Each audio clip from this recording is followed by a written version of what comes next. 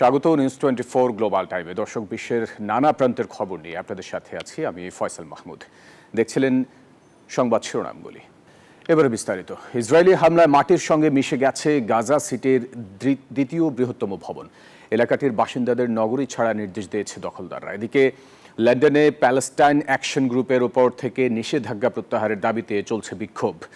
গতকাল 400-র বেশি বিক্ষোভকারীকে গ্রেপ্তার করেছে পুলিশ।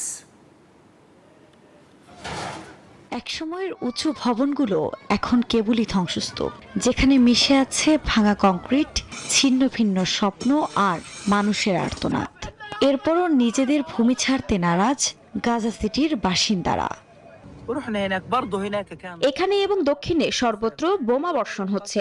তারা আমাদের ঘরবাড়ি দখল করতে চায়। আমরা তা কেন হতে দিব? আমরা এখন ক্লান্ত, কোথাও যাব না, আমরা এখানেই মরব। আন্তর্জাতিক মহলের নিন্দা সত্ত্বেও বাসিন্দাদের গাজা সিটি ছেড়ে দক্ষিণে যাওয়ার নির্দেশ দিয়েছে ইসরায়েলি সেনাবাহিনী। এর মধ্যে চলছে লাগাতার হামলা। শনিবারও তাল আল হাওয়া এলাকায় শহরটির দ্বিতীয় বৃহত্তম 15 তলা সুশি টাওয়ার গুড়িয়ে দেয় জায়নবাদীরা।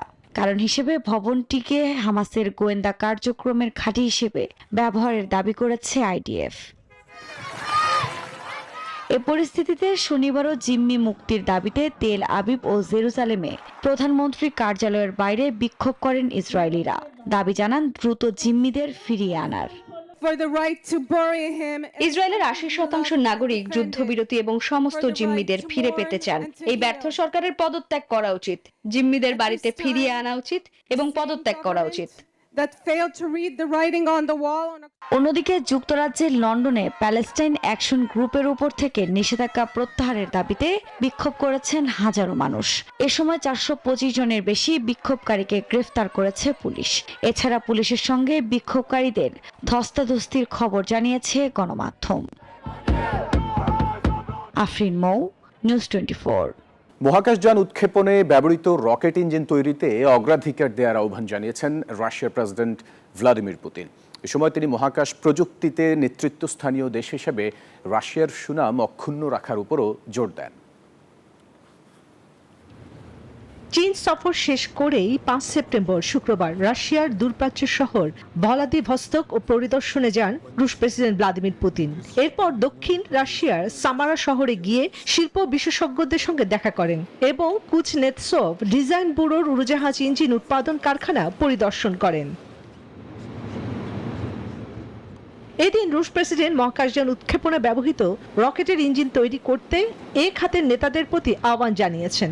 পাশাপাশি মহাকাশ প্রযুক্তিতে নেতৃস্থানীয় দেশ হিসেবে রাশিয়ার সুনাম অক্ষুণ্ণ রাখতে বলেছেন।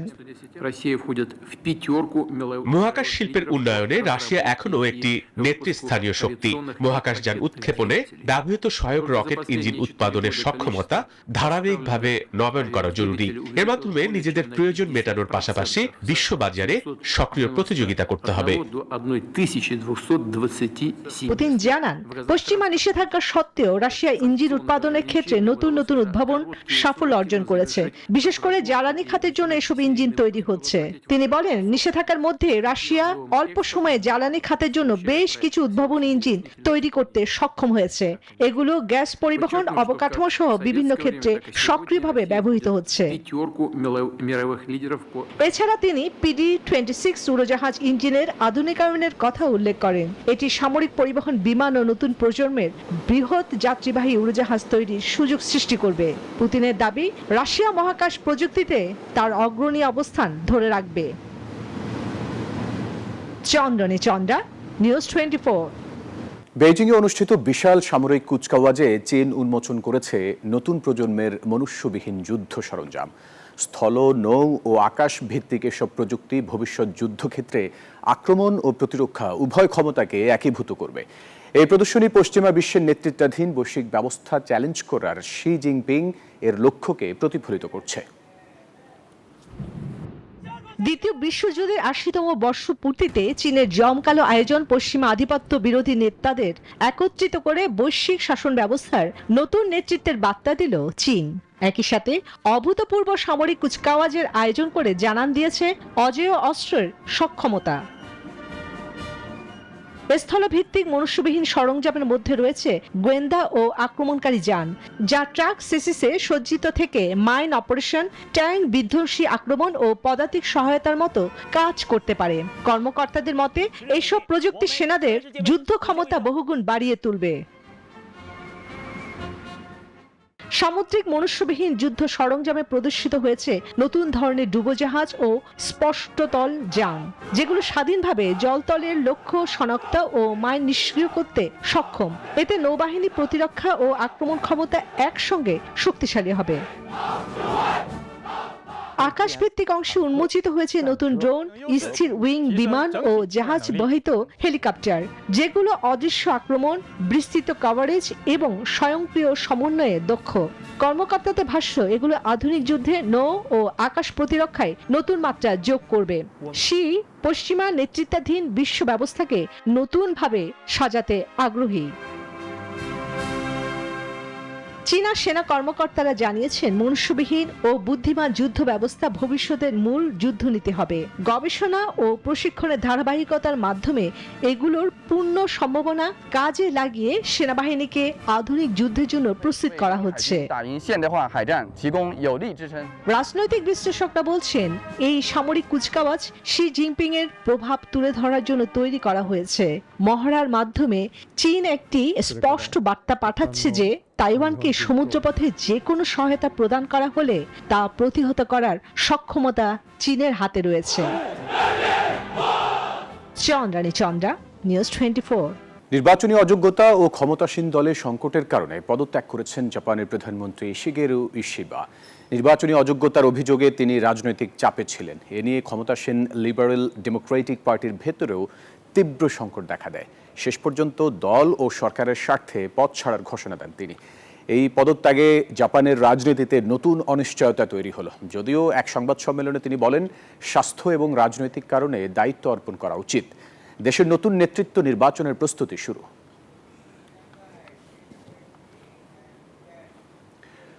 ভেনেজুয়েলার প্রেসিডেন্ট নিকোলাস মাদুরো যুক্তরাষ্ট্রের সঙ্গে সংলাপের আহ্বান জানিয়েছেন।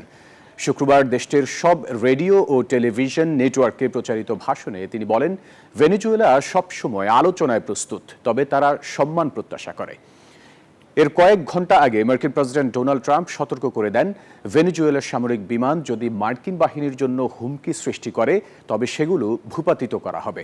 সাম্প্রতিক সময়ে ক্যারিবীয় সাগরে ভেনেজুয়েলার জাহাজ চলাচল ও মাদকবাহী নৌকায় হামলার ঘটনায় দুই দেশের মধ্যে উত্তেজনা বেড়েছে। মাদুরো স্পষ্ট করেছেন, মতপার্থক্য কখনোই সামরিক সংঘাত ডেকে আনা উচিত নয়।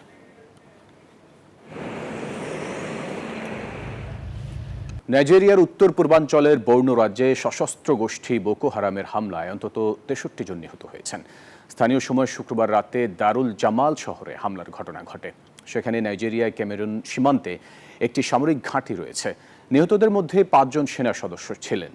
নাইজেরিয়ার সামরিক বাহিনী জানিয়েছে, বোকো হারাম 2009 সাল থেকে উত্তর পূর্ব নাইজেরিয়ায় একটি খেলাফত প্রতিষ্ঠার জন্য রক্তক্ষয়ী লড়াই চালিয়ে যাচ্ছে। এতে প্রায় 40,000 মানুষ নিহত হয়েছে।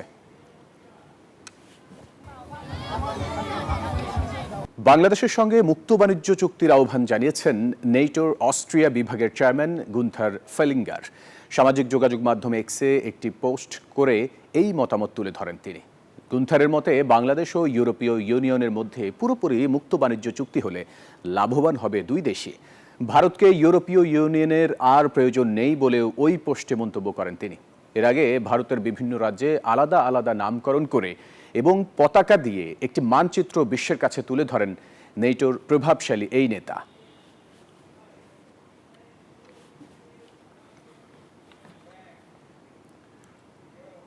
পশ্চিমা চাপের মুখে রাশিয়া থেকে রেকর্ড পরিমাণ গ্যাস কিনেছে হাঙ্গেরি। পররাষ্ট্রমন্ত্রী পিটার সিজিয়ার্তো জানিয়েছেন, জানুয়ারি থেকে তুর্ক স্ট্রিম পাইপলাইনের মাধ্যমে 5 বিলিয়ন কিউবিক মিটার গ্যাস কিনেছে তারা। 2024 সালে রাশিয়ার গ্যাস সরবরাহের পরিমাণ ছিল 7.6 বিলিয়ন কিউবিক মিটার। যদিও ইউরোপীয় ইউনিয়ন 2027 সালের মধ্যে রাশিয়ান জ্বালানি আমদানি বন্ধের পরিকল্পনা করছে।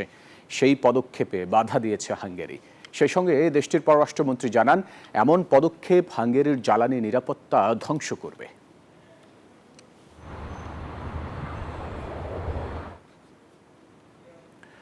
বাংলাদেশ সহ পৃথিবীর বিভিন্ন স্থানের মানুষ হতে চলেছে পূর্ণগ্রাস চন্দ্রগ্রহণের। শুধু সৌন্দর্য নয়, চাঁদের লাল রঙের মাধ্যমে পৃথিবীর বায়ুমণ্ডলের অবস্থা পর্যবেক্ষণ করারও বিরল সুযোগও মেলে এ সময়। সাধারণ মানুষের মধ্যেও পূর্ণগ্রাস চন্দ্রগ্রহণ নিয়ে আগ্রহের শেষ নেই।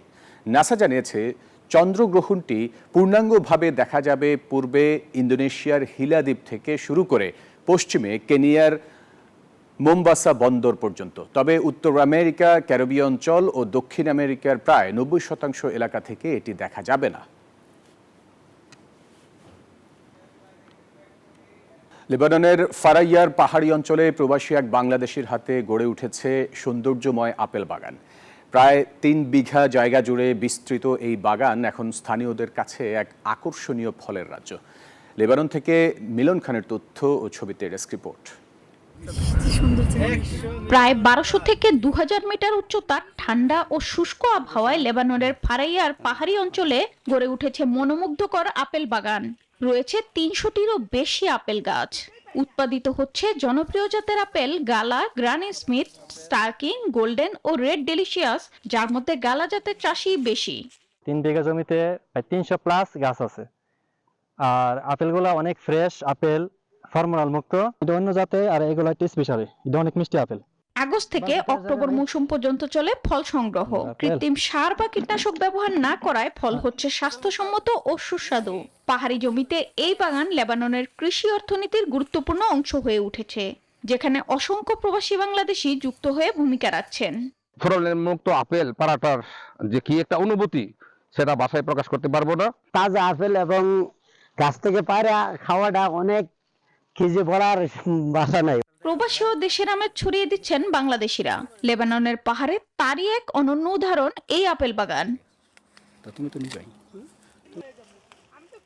Desk report, news 24। দর্শক, এই ছিল নিউজ 24 গ্লোবাল টাইমে। এতক্ষণ সাথে থাকার জন্য ধন্যবাদ সবাই।